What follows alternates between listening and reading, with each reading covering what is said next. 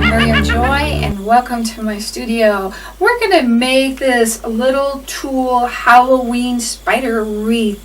This is a lot of fun. It's just cutting the tulle and putting it on. Let's get started. We're going to make this Halloween tulle wreath, and this is really simple, and most of the products I picked up were about $1 a piece, so we're going to show you how to do this. There were a couple of ways. They have the dollar stores have these kind of wreaths at Thanksgiving and Christmas time, and this is the one I use. They also just introduced the wire ones, so if you wanted it bigger, you could use this one as well. So we'll talk about that option, but since I did this on the smaller one, and I really like the size that it ends up being, it's not too big, we're going to go ahead and show you how to use this wreath here. The first thing we're going to do is we're going to take off the garland, and it's got all of these little nubs, and they're just going to come off back and forth all the way, and we're going to use this as our base, but we're also going to get rid of a row, so we only have 3 rows. If you want to do 4, you could do 4, but it'd be hard to get into this one row, and you'll see what I mean in a moment here. So once we've got that all done, get that off. You have to cut that last one, might be wrapped around and tied pretty good. Save your garland, use it for another project. I always repurpose everything. Even your little gold hanger. And I found mine at the 99-cent tree in Walmart or Dollar Tree. So these little nubs, I'm just going to come in and remove all of those on the outside and on the inside right here. I am going to leave the little hanger here, and that's up to you. And as you can see, I left these little nubs here. They don't really get into the way unless you want to remove them, and that is fine too. But see how these 2 rows are really close together here? We're going to carefully remove the second to the last row, but make sure you don't cut into the other part, because you could cut accidentally and lose that row. It'll accidentally break, so be really careful. If you do happen to break it, take a square piece of material and glue, like if you broke it here, and just glue it around it, and you will get it back to its original shape. So you can save it, you don't have to toss it, and I know from experience. So, and these are a little bit more delicate than your wire ones, so if you want your wire ones, that's fine. They are going to take a little bit more of the tulle, and we'll talk about how much tulle we need in 1 minute here. So I've cut one side of them, so now I'm going to go back and I'm going to cut the other side of these. So each piece comes out and we've opened up that space. So go ahead and get that ready to go, and we'll start cutting our tool. If you're using the wire one, it's nice and spread out evenly. If you wanted to leave a row out, you could either leave this one or this one, depending on what you think, but you also could put 4 in. There's nothing wrong with that. So that kind of gives you a look at that. Now, I use 3 different tools, and I picked them up between the Dollar Tree and Walmart, and I paid $1 for each of them. If it doesn't have glitter in it, you're going to get more and it's going to be cheaper. I got 20 yards of this at Walmart, and I found both of these in the Halloween section. Don't go looking for them in the craft section. They seem to be in the Halloween section, and I paid $1. This one only had 10 yards, and you want to make sure that you have at least 10 yards to do the outside part of that. And then on the middle part, I used a sparkling tool. I had the purple with the gold or the orange in it, and the black with the orange in it, and I got those at Dollar Tree, and I thought those were really pretty, but they only had 3 yards on the spool, and so you want to make sure that you have enough to go all the way around with that. We're also going to be using our mesh tubing, and I found all of these at the Dollar Tree this year. They came in packs of $1 a piece, of course, and they had green, purple, orange, and black, and they're a lot of fun. So we're going to be using a pack of each color, whichever of the 3 you decide to do. So the fastest way for me to cut my tool is with a paper cutter. And I use, this is a metal paper cutter, which I really like instead of it being plastic, but it's heavy duty, but yet it's really light. It's not that heavy at all. Be extremely careful when you cut this way. And I am going to be using 10-inch pieces for the outside, and we have 16 sections, and I have 3 tie on in each one of them, so I need a total of 48 of these sections. So they're 10 inches, and all I do is just simply cut it like that, and it's so much faster than the scissors, but be extremely careful with the blade. You want to make sure that you do not hit that with your hands or anything. So I'm going to go ahead and cut 48 10-inch strips. On the orange tool, I was wrong on the amount I gave you. You need 13.5 yards for that. So you need 2 of those if those are only 10 yards. So if they're 20, you're fine. So now we're going to go ahead and do the black tubing, and these stretch so much more, so you don't need as much because they're going to stretch when you tie the knot. So instead of 10 inches, we're going to cut these 9 inches long, and we only need 1 for each section. And you may find that this is easier to do with a scissor. So we only need 16 of the tubing.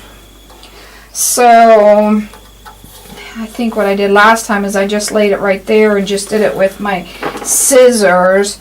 So I'm going to get 16 of those, and don't stretch them out when you're laying them down like that. So go ahead and cut your 16. Now that we've cut it all, we're just going to take it and put the ends together. Start at the top. Bring that back loop through and pull those. Now we don't want to pull them too tight because remember we're still working with a plastic base and you don't want to break that. Remember we talked about how you could fix it if you did, so don't worry about it. And we're going to do 3 in each one. And then a black tubing at the end. Or you could put the tubing wherever you want to, just keep it consistent. I'm just going to do mine at the end. Turn it back. And we're just going to do this all the way around. This may take just a little while, but this is so much fun and so worth it in the end that you're going to really love it. Think about changing it up, different colors for different holidays. Okay, this is our black one. We're going to put it on the same way that we're putting the others on. Pull that through. Stick that up so your knot is on top so it looks nice and neat. And see how, remember we made that 1 inch shorter and it's still long, and you can always trim that later if you want to. So we're going to do that exactly the same in all the ones all the way around. Okay, we've gone all the way around, and I tried to move my black tubing up on top and put the tulle underneath. Now our next row, we're actually going to be just 2 of the tulle and 1 of the mesh tubing. So those are going to be 8 inches long, and we're going to use a solid color this time to break up the glitter. And I don't think it would look as good if we had it all glitter. So that's something to think about. You want a solid color in between. So we've got 16 times 2. So we're going to do 32 of 8-inch tulle this time. So we're going to do 32. And again, just be very, very careful with your paper cutter. So after we get those all cut, I've decided I'm going to go ahead and go with purple tubing for that. And remember, we're going to make that 1 inch shorter because it pulls out more than the tulle does. So we're going to make those 7 inches, and we need 1 for each, so we're doing 16 of those. So we're going to go ahead and get those all cut for the next layer, and we'll start putting them together. We're going to put these on exactly like we did the row before, except for we're going to put our mesh tubing in the middle so that it stands out more. If that nub gets in your way, cut those off. So, because we've got these 2 here, so we're going to put a tulle there.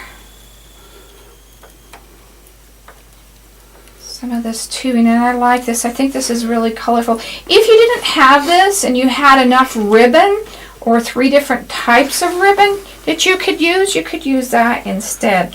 Now you can see we wouldn't want this any shorter than the 8 because it's going to cover up all of this open area between the 2. So we've got 3 in this, 1 on each side of our purple tubing. And we're going to do that all the way around. Remember, don't pull those too hard because you don't want to break those. Okay, we've done all the way around, and that can be fun colors, and you can see how the black really sets the other colors off. So that's a lot of fun. So now we've only dropped down to 8 openings. So we need 4 of the colored tulle, and then 1 each of the mesh tubing. So now our tulle pieces this time are going to be 6 inches, and 8 times 4 is 32. Now these are going to be 6-inch squares because this is 6 inches long anyway. And I believe, if I'm right, we will be right at 32 inches with our squares here. 8.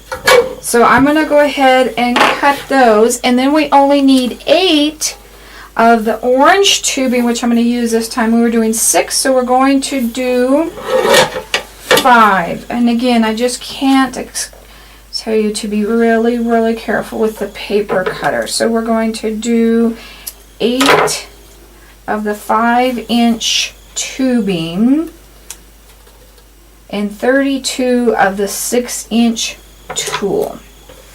And then we'll start putting those on.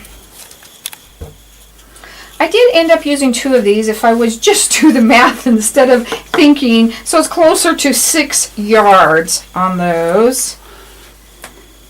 So we're going to go ahead and do these just the same as we've done the last few rows. Now we've got this here, so if we put our tubing in the middle here, it will kind of stand out. So this is a little row.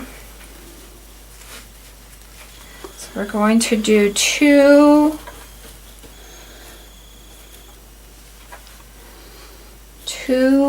tools.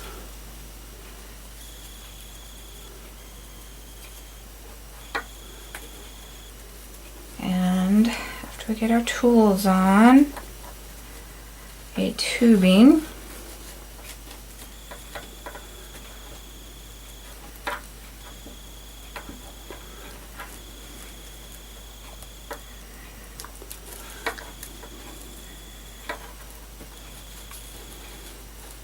And then 2 more in each section, all the way around the middle, and we're almost done.